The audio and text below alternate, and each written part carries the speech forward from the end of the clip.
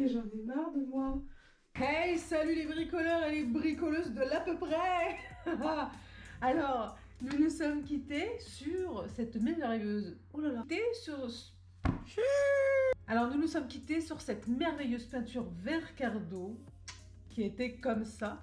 Alors, figurez-vous, retournement de situation complète. Hein. La couleur n'a pas répondu à mes attentes. Et j'ai découvert par mégarde, dans mon établi, un colorant bleu. Alors, sans doute, il a 10 ans d'âge. Mais du coup, je me suis dit que c'était le destin. Le destin était avec moi. Et du coup, j'ai vidé le tube complet. Hein, bien sûr, au fur et à mesure, en mélangeant pour voir au niveau de la teinte. Et mine de rien, ça a foncé quand même. Évidemment, parce qu'on le sait depuis la primaire, le jaune plus le bleu...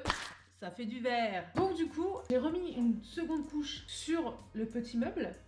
Et en effet, au début, j'avais des doutes. Hein. Alors, normalement, ça se voit la différence. On va voir surtout comment la peinture réagit avec le colorant que je lui ai mis, parce que je sais pas s'il est périmé, s'il est machin, sachant qu'il était ouvert. Hein. Mais en tout cas, on verra comment ça sèche, le rendu de la couleur, mais c'est beaucoup plus classe quand même. Je comprends pas ce qu'ils vont faire le roi Merlin, là. J'ai décidé de commencer à peindre les murs en blanc de la salle de bain. Donc ça faisait une couleur toujours plus claire que ce que je voulais. Mais bon, j'ai le pot, hein, on va y aller. Hein. Et c'est vrai qu'en fonçant, c'était la couleur définitive en fait. C'était vraiment un vert foncé, vert sapin de minuit. Malheureusement, n'ayant pas assez de peinture, j'ai dû racheter un second pot. Et du coup, j'ai repris vert cardo. J'ai acheté une teinte bleue parce que j'avais plus le bleu de 10 ans d'âge.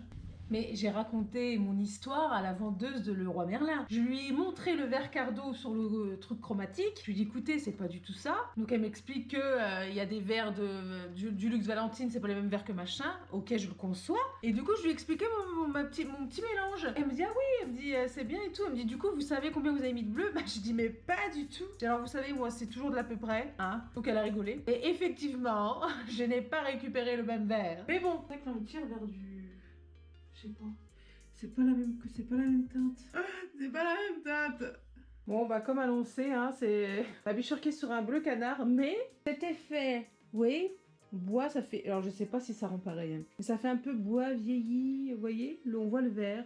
Et I love it. C'est comme la tarte tatin. Ça n'a pas été fait exprès, mais c'est une réussite. Je trouve que là, c'est pareil. J'en suis contente, j'en suis fort heureuse. Et c'est le principal. Alors, si vous me demandez, Jenna, tu peux nous dire non, I'm so sorry, I don't. Je ne peux pas. Donc voilà, donc on a commencé...